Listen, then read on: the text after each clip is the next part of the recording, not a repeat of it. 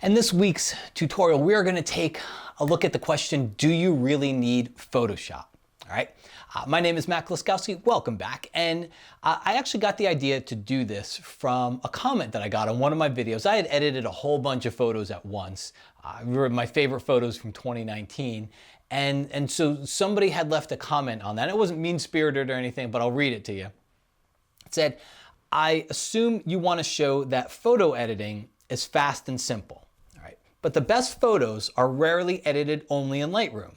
It is still quite a limited set of tools comparing to Photoshop, but this is still a good collection of photos showcasing basic editing inside of Lightroom. So I read that comment and I had a mixed reaction. I think my first reaction was, you're absolutely wrong, right?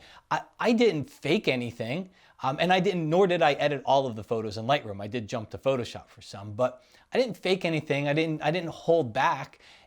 If I only edited the photo in Lightroom, it's because I only thought it needed Lightroom. I'm not going to jump to Photoshop. To me, that's not the sign of a good photo, all right? In fact, a lot of times I'm happy when I can get it all done in Lightroom. That means that Mother Nature cooperated, planning, light, camera gear, composition, everything cooperated, and I don't need a lot of work for the photo.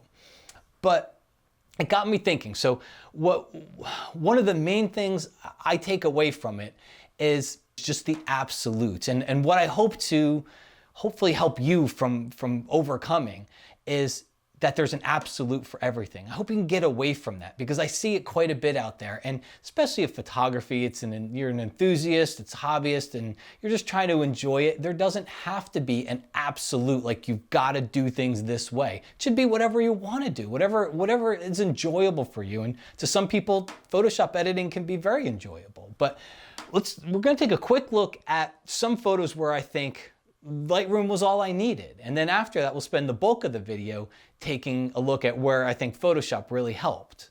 So here's an example. If I hit the backslash key inside of the develop module, that's the before photo, that's the after. I personally don't think anything would have helped it.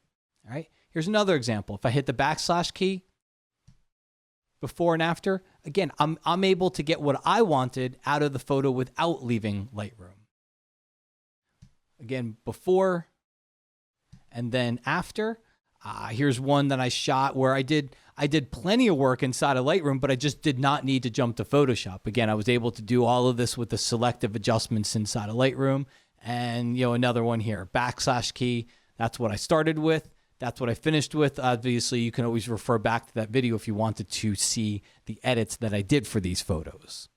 So there's a few photos where, again, I just feel like they didn't need anything more. Now, here's what's interesting. If you made me give up Lightroom, I wouldn't be happy, but I could do it, all right? I could get my raw editing done somewhere. Again, I wouldn't be ecstatic about it. There's a lot of things I could miss, but I could do it. But this is what really got me thinking about that comment, because if you told me to give up Photoshop, now we're going to have a problem. Because no matter how short of a time or long of a time, no matter how small the task or big the task, when I jump over to Photoshop, they are sometimes the most impactful edits that I do on a photo. So in some senses, I tend to agree with that comment. So I thought I'd just prepare, the rest of the video is, let's talk about some of those things that could be small or big, but I think Photoshop, when I get there, typically makes the biggest impact on what I'm going to do to my photo. Okay, so we are back inside of Lightroom, and let's start with a pretty simple wildlife example, but I think a pretty common thing as well. So I'm in the develop module, and if I zoom in, we're going to see that this background has, a decent amount of noise and grain in the background there. So we could always come down to the detail panel and we could do our noise reduction down there. The problem is it happens to the entire photo. All right, I can get rid of that noise pretty easily, but it is blurring. How does it get rid of noise? It blurs, and it's blurring the entire photo. So it's blurring a lot of these details that we have in here. If I turn it off and then back on, you can see it. So that's really not the direction I want to go, because I don't really care about the noise on the wildlife. Usually the fur and the feathers and texture will take care of that. You would never see it if you shared it online, and if you print it, printing is pretty much automatic noise reduction.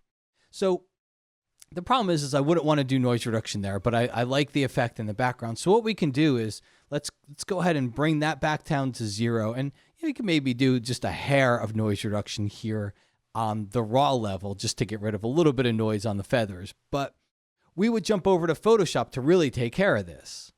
And once I'm there, what I can do is press Command or Control J to duplicate the layer. It's going to make a copy. And then what I'm going to do here is I'm going to double click the bottom layer. I'm going to rename that one Sharp. I'm going to double click the top layer and rename that one Noise Reduction. And now from here, I'm going to head up to the filter menu. I'm going to go down to the camera raw filter. And I'm going to noise reduce the heck out of this one here. I'm just going to crank up that luminance. You can zoom in to really get a feel for the details if you want. I'm even going to bring the luminance detail down. And so we'll crank that up. And again, I see this quite a bit. I see people that do noise reduction like that, where the photo starts to look like a painting. I suppose if you wanted it to be a painting, you could go that way, but I don't think most people want to. So we would never leave it like this. But let's click OK. We've done a really good job of getting rid of most of the noise there. So we'll click OK.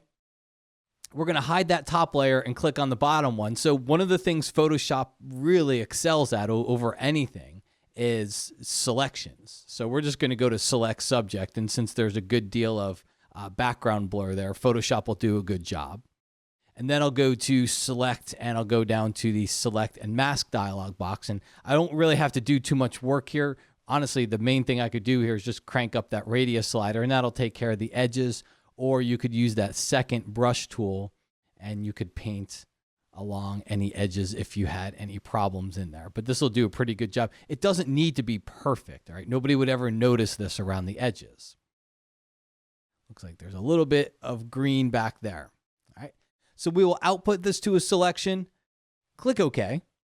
So at this point now, I'm going to have a selection active. Now let's go back up to my noise reduction layer. So if we add a layer mask to this layer, we could honestly just hit the delete key and it'll get rid of it. But if we want to do it non-destructively, if we add a layer mask to this layer, what's selected is what would stay. Okay, and I actually want the reverse because I don't want the blurry version to stay. We turned on that noise reduction layer on. So I just go to select inverse and I invert that selection. And now I add my layer mask to it and you can see almost instantly what it did. Let's take a look here. I'm going to turn that top layer off and then back on. We'll zoom in a little bit more to the background there. Again, I'll turn it off and then back on. So now we got our noise reduction and we're keeping our subject sharp. If you want to click on that layer mask, you can shift click on it. Again, I'll zoom in a little bit for you. You can shift click to turn that off and then turn that on, and it's a layer mask. So you can go and paint it in wherever you need to. If you wanted to do a little bit more noise reduction on the bird itself, you could always go to that layer and do a tiny bit of noise reduction. Again, I would never because the feathers would take care of any noise in there. Okay. So that's, to me, that's a pretty strong example, especially for wildlife photographers, of where Photoshop it does a small thing, but to me, it can be major when it comes to the photos. Okay, so before we move on, just a very quick word from our sponsor, which if you watch any of my videos, you know that is always me. I actually have a course out there. If you like any of this Photoshop stuff, I've got a course, very complete course called the Photoshop System. It's designed to hopefully help you make this the year that you learn Photoshop, because I know so many people want to learn it here. And I've just redone the whole thing in early 2020 for the latest version of Photoshop. So it covers all the new stuff there. But as you scroll through the sales page, mattkay.com/Photoshop system, it's a systematic approach to learn Photoshop. There's actually 12 courses that are inside of it. That's why I call it a system, because you can plug into the parts that you need, from layers, masking, selections, removing distractions, retouching portrait, just the basics, the interface of Photoshop. It starts simple and works its way to some more complex topics. And honestly, as you look through the page, I think one of the biggest benefits of the way that I approach learning Photoshop here is that if you take out the graphic design features and the illustrative features of Photoshop and you concentrate on just what we need as a photographer, you make Photoshop much easier. And then when you take out all of the stuff that we would normally do in our raw editor first before we ever get to Photoshop, you've made Photoshop so much more approachable, because now instead of this behemoth of a program, now you have a much smaller set of tools that you really have to conquer to get the most out of your photography. So check it out, mattkay.com/Photoshop system. There's a big sale going on right now for the course. As well as you scroll through the page, you can find out a little bit more. I do hope you'll swing by and take a look. Let's get back to our video. All right, let's head back over to Lightroom. Here's another one. Again, we could do the basic changes. I'm just going to click auto on this and maybe bump up the exposure a little bit. We could do the basic changes to this photo anywhere. All right. To me, it's the distractions that are back here that are the problem with the photo. So again, I can take this photo and bring it over into Photoshop. And once it's there, and honestly, there's no raw editor out there that would get rid of these distractions. Okay, it's very difficult to do for an editor on the raw level. But once we get into a pixel pushing program like Photoshop, we've got ContentAware, which is just it's unparalleled. Like, there's just nothing out there, and it just keeps getting better. So I'll usually go in here and take my lasso tool, and I will just lasso around whatever that distraction happens to be. Just a very quick lasso, doesn't need to be anything perfect. And then I'll go through, you'll notice whenever I do removing distractions in Photoshop, especially with ContentAware, I'll do small pieces at a time. Makes the job easier. And then we'll head up here to edit ContentAware Fill. And this dialog box got a huge feature bump in late 2019 in this 2020 version, where it does a lot of automatic detection for you.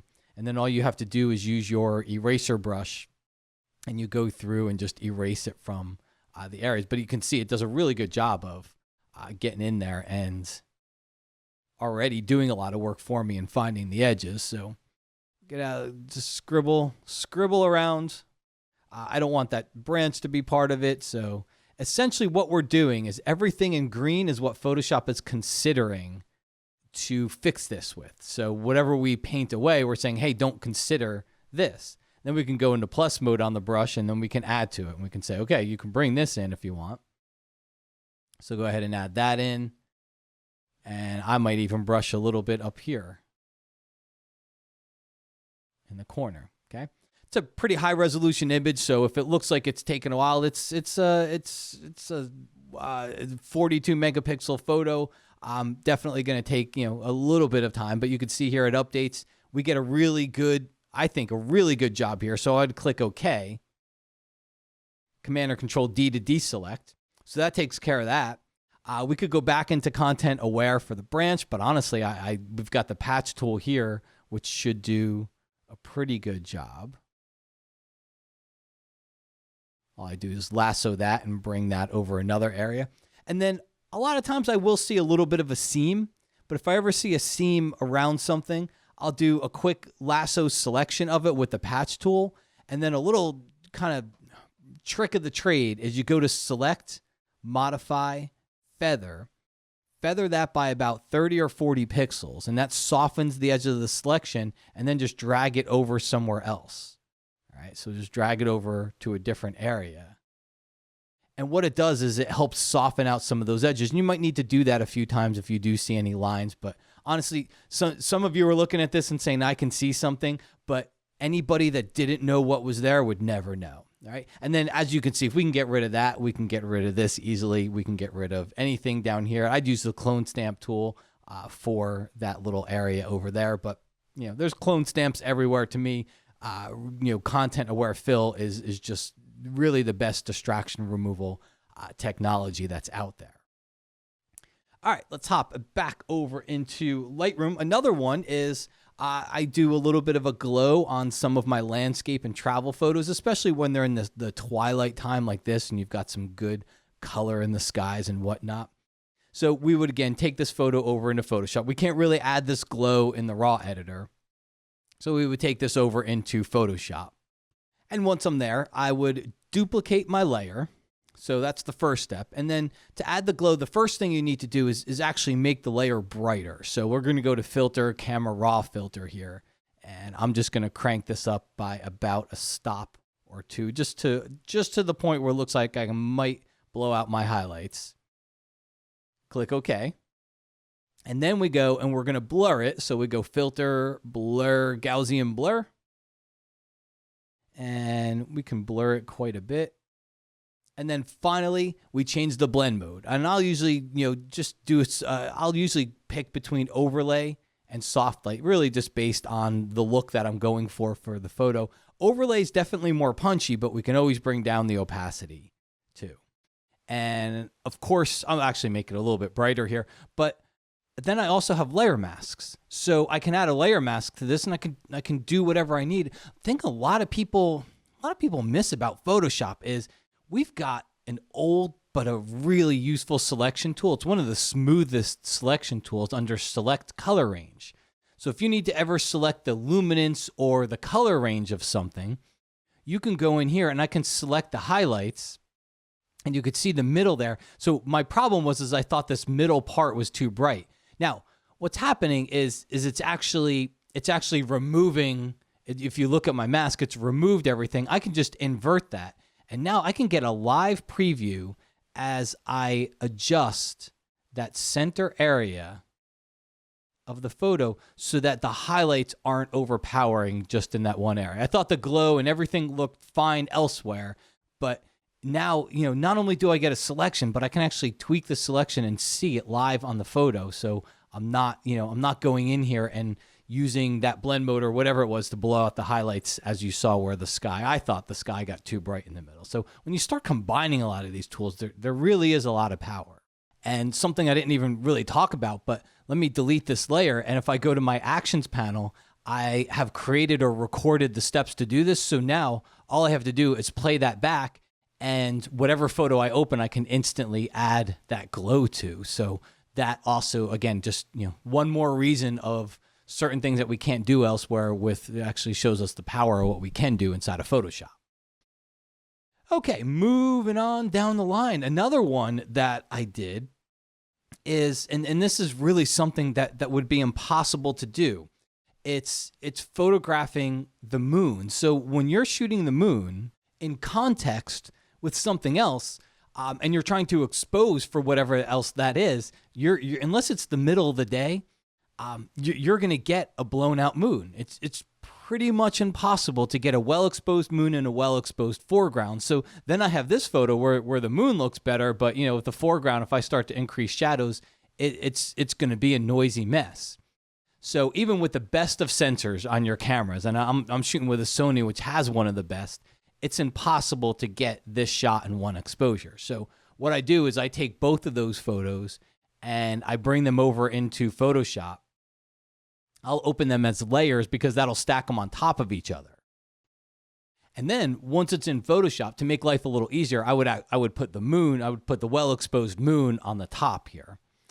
And so now it just becomes about doing some quick masking adjustments. So I'll go in here and I'll take my elliptical marquee tool and I'll hold down Shift to make it a perfect circle. And I'll just position it. You'll notice I'll position it just inside the edges, all right? Just so I don't get any of that black area on the outside edges. Now we go and we add a layer mask to this. And so now we have the moon. So I always tell people, a lot of people are like, oh, that's a composite.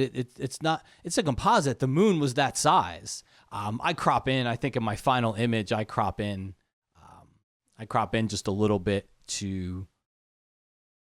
because then it looks even more, in your face. But the moon was that size, but it is a composite because I had to put the moon in here. Now, a little trick is the moon is always like if you shoot your foreground, your moon is always going to be too bright. All right. And because it's so bright, it gets a lot of that flare around it.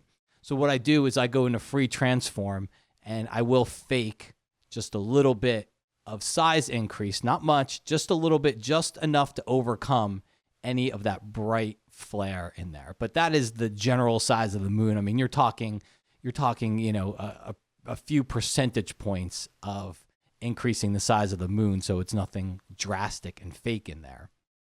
hit the checkbox there. But now I could go through to this layer, and if I had to adjust the color temperature or whatever it was, I've now got layers that I can do that. But this shot is not really possible without Photoshop. The magic happened in the camera. The magic was being at the right spot at the right moment at the right time, and then being able to capture those two images. But when it comes to the post-processing, the magic to me for this shot happens inside of Photoshop. Okay, let's go back. Let's go back to something a little bit more creative, but I think can definitely, you know, especially depending on what you're shooting, I think there's a lot of need for something like this on the creative side. So as you can see, I've opened up a texture. And what I'm going to do is copy and paste this texture, and I'm going to take down the size of this image a little bit to keep things moving faster. So I'd copy and paste the texture onto the photo. And then, you know, especially, you know, some people, all you can do is get out and photograph at the zoo or photograph around their backyard where there might be a lot of distractions that you just can't remove. Well, it's pretty fun to add a texture as the background, right? Of course, we can just overlay a texture on the photo. Easy enough, but I don't think that really is what we're looking for here.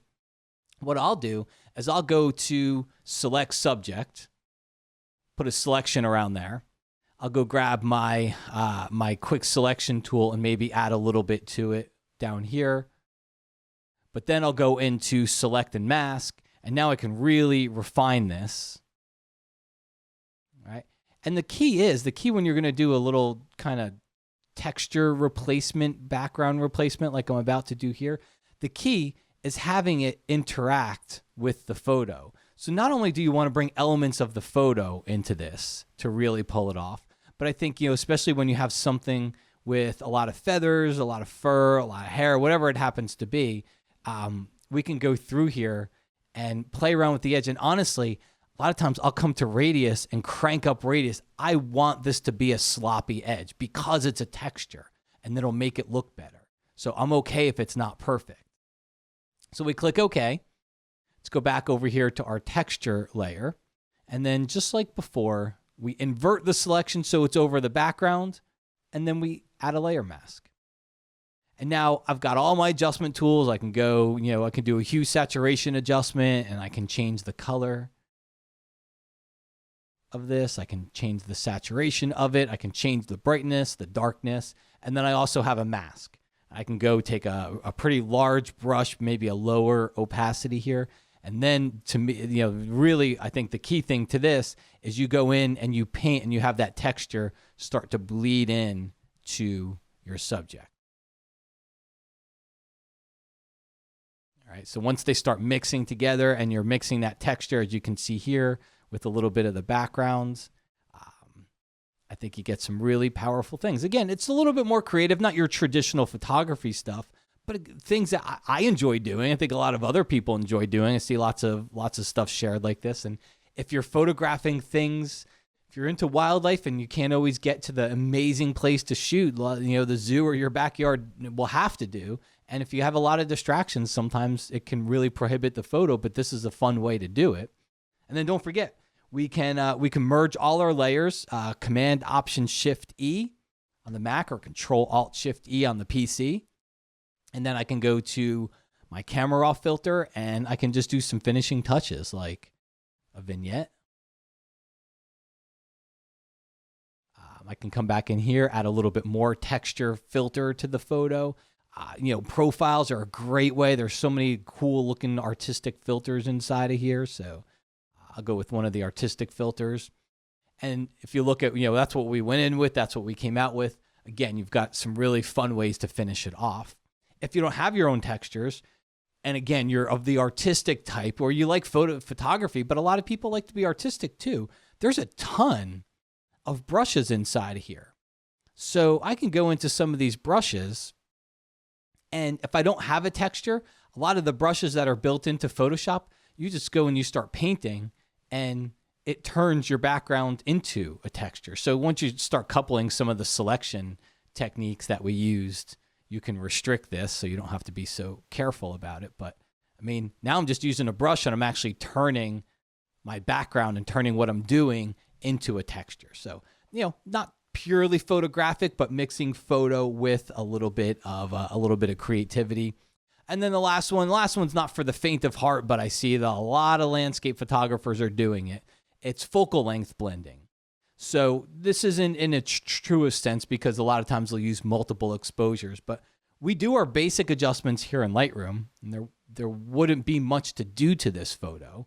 But one of the things that happens quite a bit is that because it's a wide angle lens, I wanted foreground, and that wide angle lens is diminishing the background quite a bit. When I stood here, I could absorb the foreground and these mountains were huge, but because it was shot with a 24mm lens, the mountains are nice and tiny now, right? And I don't want that. So I'm going to go up here and I'm just going to make a quick lasso selection. You don't have to be very perfect with it yet. We'll use that little trick of feathering our selection by about 30 or 40 pixels and then press Command or Control J. So now I have that floating up on its own layer. Now what I can do is I can cheat a little bit. I can make it a little bit bigger. Hold down the Shift key. I'll even expand it a little bit. Finesse it so that your horizon line is where it should be. Okay. And then now at this point, it just becomes about adding a layer mask and painting with black over that layer mask to start to blend things in. All right. And you got to play with it a little bit. I'm not going to say it's one of those things. It's not going to work on every single photo. It definitely needs a certain type of photo. But as you play with this, you will be able to find a good point, like I just did right there, where it blends in together, right? Where your photos blend in together. You do a little bit of work on it. You might have to move it around a bit as well. But you could see that one even didn't really require that much work. And it gives me a nice blend between the two. So now I'm able to take what the wide angle lens diminished and made small, I'm able to make it a little bit bigger. And again, work with your brushes here. You'll generally have to go in here and blend in the sky. Use some of those selection tools, color range. A lot of those tools will also help you do a better sky blend so that you don't see any seams or anything like that. Well, that's a little bit of a longer video than I usually do, but there's a lot of information in there. I hope it did help. And as I mentioned earlier on in the video, I hope to get you away from absolutes, because I think sometimes absolute answers can hurt us more than they can help us, all right? Also, if you're interested in Photoshop, as I mentioned earlier in the video, I have put together my Photoshop system course, which is a massive system to really hopefully make this the year that you learn Photoshop. I know from reading comments and listening to a lot of you, you want a good system to do that, and hope you'll swing by the page to check it out, because I believe I really have put together a good way for you to finally conquer Photoshop.